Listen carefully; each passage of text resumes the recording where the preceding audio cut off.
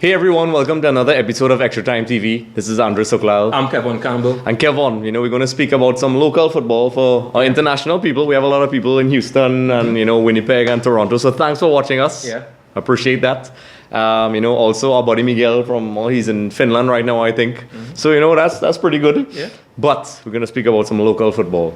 It seems to be a trend for years. I've been following, the Pro League since its inception. And in the early years, they had a pretty positive run at times. But it seems as if all the Trinidad and Tobago teams, they struggle to get victories at home. And if they do, it's very narrow. And then they go and get smashed in the away games. And it has been going on for a while now. We've heard a lot of coaches saying, it's a schedule conflict and so on. But it seems as if with the amount of money being spent, and we know Pro League teams have obstacles, but, what is it that you think that is keeping Trinidad and Tobago teams from really taking it to that next level? Because they both W Connection and Central FC have international players. Some guys who played abroad. Yes, Kenvin Jones came back. He missed the last game.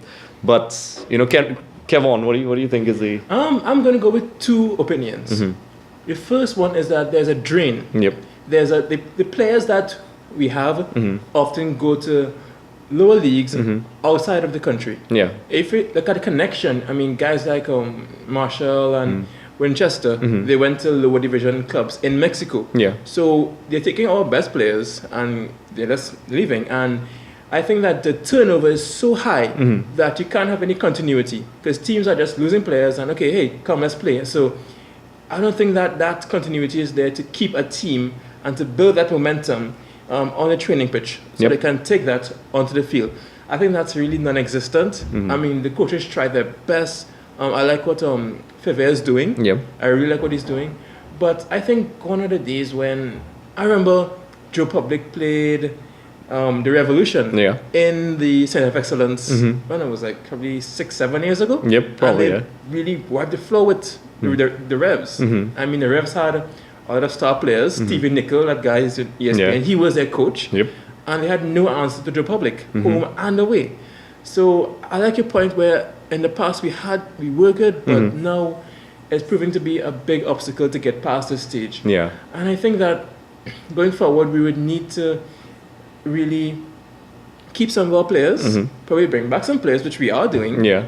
And also to increase the potential of the local players. Yeah. Because I think that the quality just isn't there.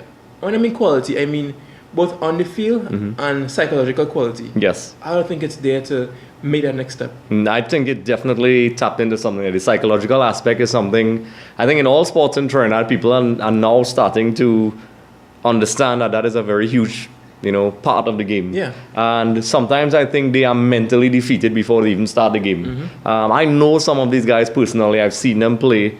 These guys play very good for the national team. Yeah. And then they go and they seem like they almost are mentally defeated before the game started. And this is even at home. Sometimes you see like when Central played Kansas City and Vancouver, it almost seemed as if Central FC and W Connection, when they play their home games, in more Central FC, a lot of times they look more pensive.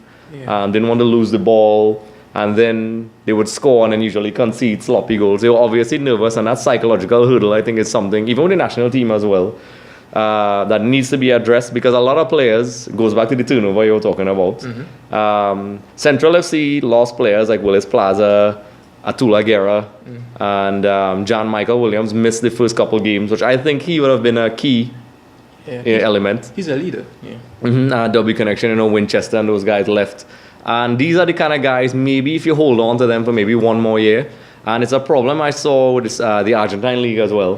Because of how their league is set up, a lot of players leave. For some reason, a lot of not the high profile players, but there are a lot of players that leave in January, like Boca Juniors and so on, lose a lot of players in January. And they lose them to similarly lesser teams in like the Middle East or China or Japan. So it's very similar, I would say. So they have to recover. And then there's the other aspect about the schedule that everybody talks about. They're saying, well, the MLS is already in full swing and so on.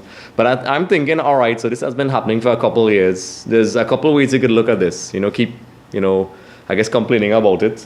Or maybe start taking some initiative and see if they could arrange maybe a shorter break and arrange friendlies like from now. So I mean, I don't want to be presumptuous, but a team like Central FC, W Connection, and maybe, I don't know, right now, let's just say Point Fortin Civic, Northeast Stars, the possibility of playing in the Champions League, they're technical directors and they definitely need to sit down and start planning potential friendlies. They should do them anyway. Of course, attracting high-profile teams is a hard thing.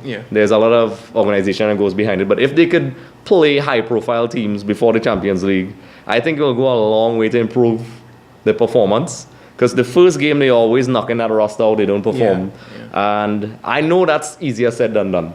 I mean, we could sit here and say that. But, you know, so for example, Central FC arranges some games in Orlando, or even some, you know, smaller division teams in England. Like that. Yeah, listen, you know, I would go and see Kaka or whatever. And it's also possibly a, you know, a fundraising thing. So maybe it's something they could look at to definitely get the guys up and running before the Concacaf Champions League. Because it makes no sense. They spend all this time, they win the league, they go through the qualification of winning the CFU, and then just, you know, fall over. I'm pretty sure it's not financially great for a club to go every year to another country and continuously lose. I think the potential is there. I just think you know, just little things they need to fix. Yeah, and to conclude that, your point about getting the attendance there, I think that tentative nature that these teams play with in Trinidad, if we had a crowd with more people in the stands cheering the team on, that nervousness will sort of go away. Because having been at the games, it's sort of an eerie silence that often... It's uncomfortable. Yeah, it is. And I can imagine playing in that eerie silence, you're thinking too much. Whereas if the crowd is there spraying you on, you would be more relaxed and you would execute your tasks better. So I'm just thinking of that. So I don't know what you think. Yeah, I agree. Even with the national team, the stadiums are full.